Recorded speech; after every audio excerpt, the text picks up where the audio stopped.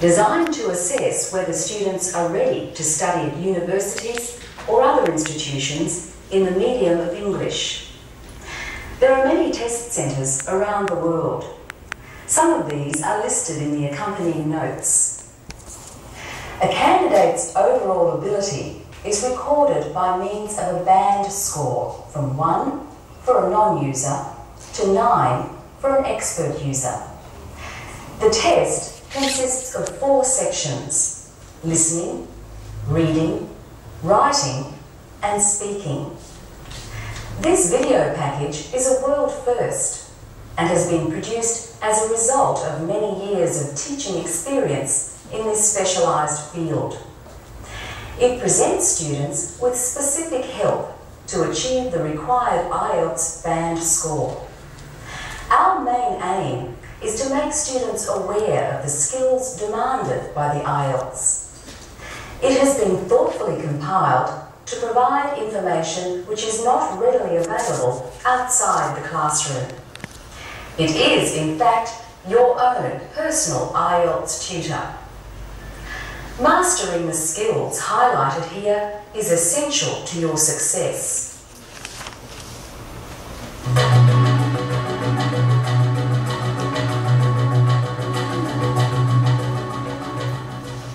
The first subsection of the test that you'll be required to do is the listening test. It takes approximately 30 minutes. There are 4 sections to the listening module. In the first 2 sections, there is a conversation between 2 speakers and a monologue. The final 2 sections are related to more educational contexts.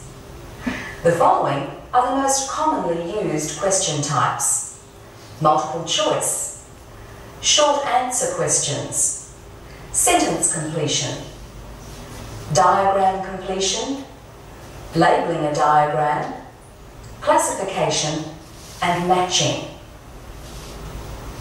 The following are some important tips for listening.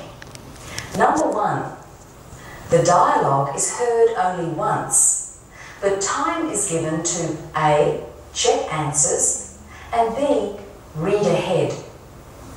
It's very important to try to read ahead so that you have some idea what you'll be listening for before you actually hear the dialogue. When reading ahead, it's a good idea to highlight important key words. Use a highlight pen to do this to make the key words stand out. Doing this will help you to locate the important information. Number 2, when the time for reading ahead terminates, stop reading immediately and begin to listen from the very first words spoken. Don't worry if you haven't pre-read everything. By the end of the section, your ear will be more tuned in.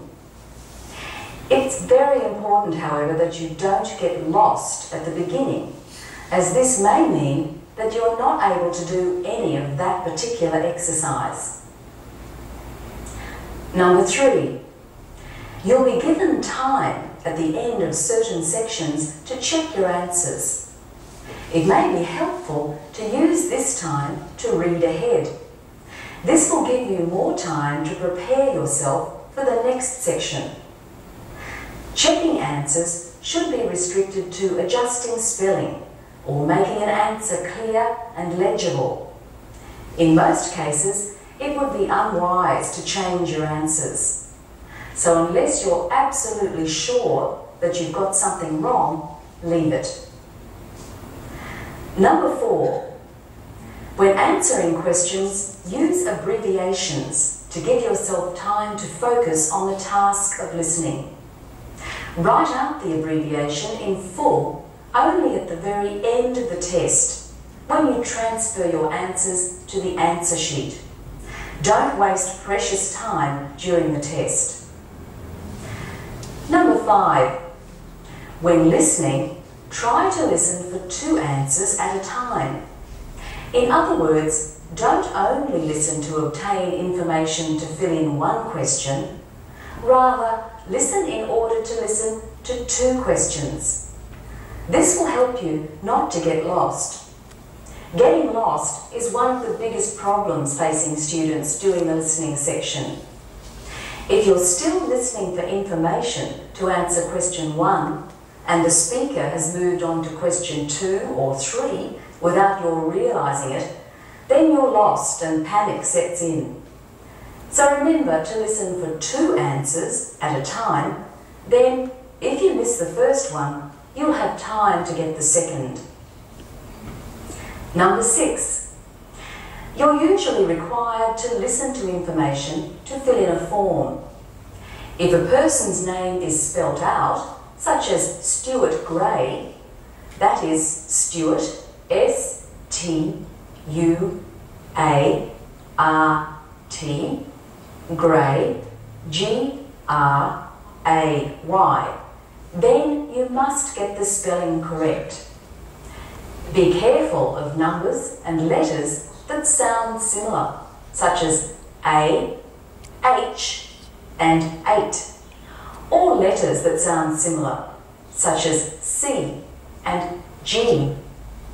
Also listen carefully for the difference between W on the one hand and double O or double E on the other. Finally, listen carefully for the difference between 80 and 18, or 30 and 13, etc. Number 7.